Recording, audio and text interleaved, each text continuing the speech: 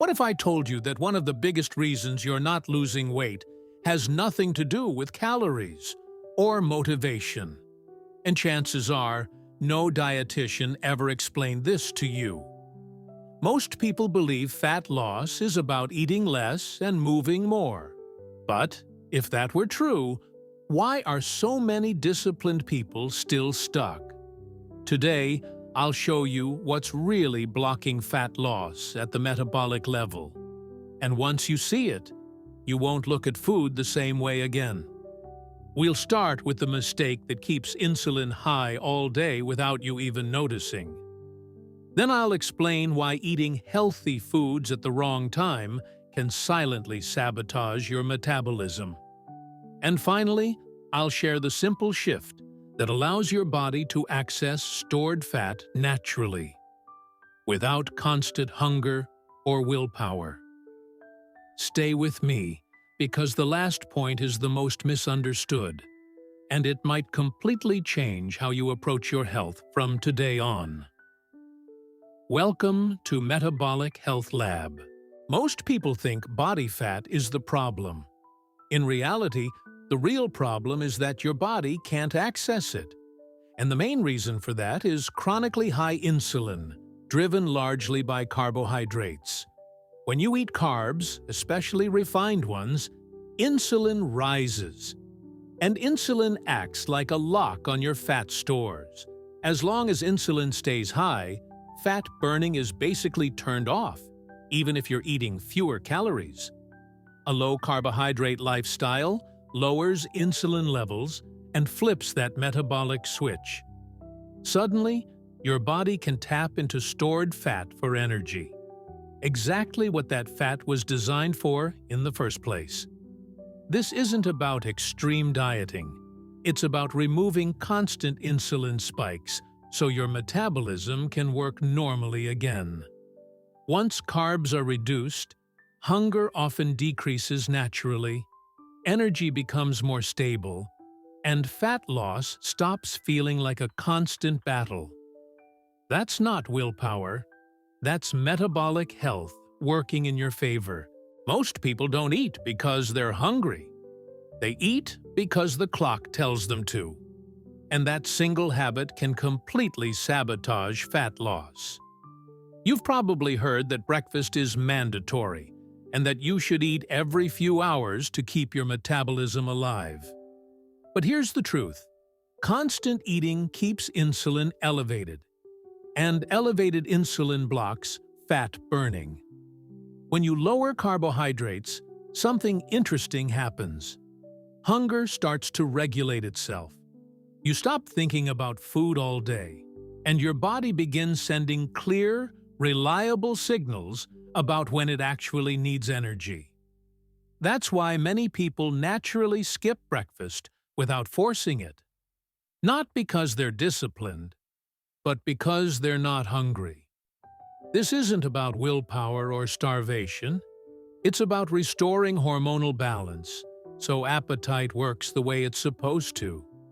If you give your body time, usually a few weeks, you'll notice more control, less obsession with food, and surprisingly steady energy throughout the day.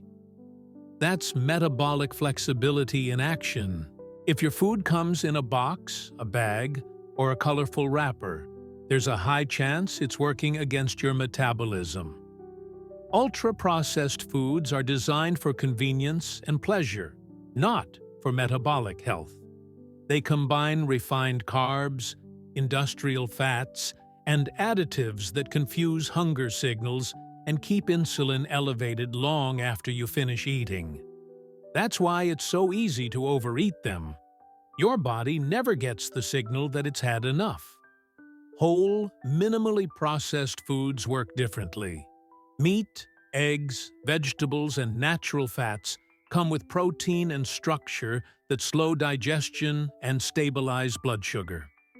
Your body recognizes them, processes them efficiently, and shuts down hunger when energy needs are met. This isn't about perfection. It's about a simple rule.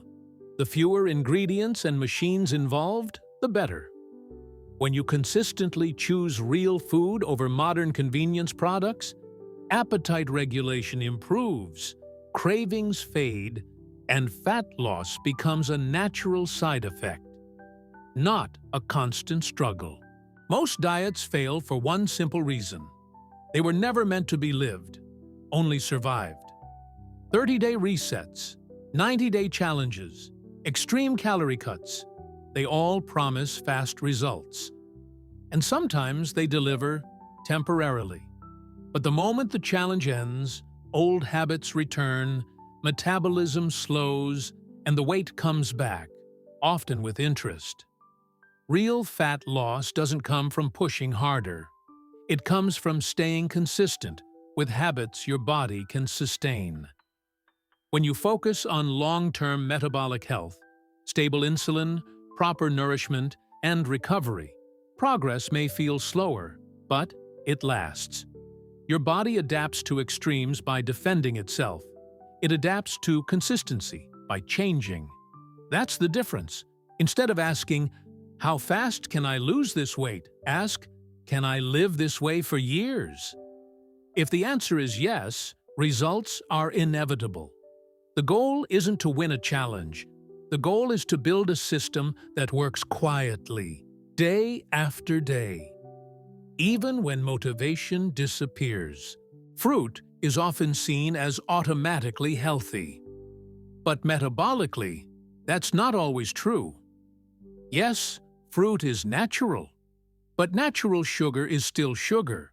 And for many people, especially those with insulin resistance, it can trigger significant blood sugar and insulin spikes. The problem isn't one apple. The problem is quantity, frequency, and modern fruit itself. Today's fruit has been selectively bred to be sweeter and lower in fiber than it was decades ago. That makes it easy to overconsume and hard for your metabolism to handle, especially when fruit is eaten alone or in large portions. When insulin spikes, fat burning shuts down. That's why eating large amounts of fruit can quietly stall progress, even on an otherwise clean diet. This doesn't mean you must avoid fruit completely. It means choosing wisely, smaller portions, lower sugar options like berries, and treating fruit as an occasional addition, not a metabolic-free pass. Metabolic health improves when sugar, even natural sugar, is respected.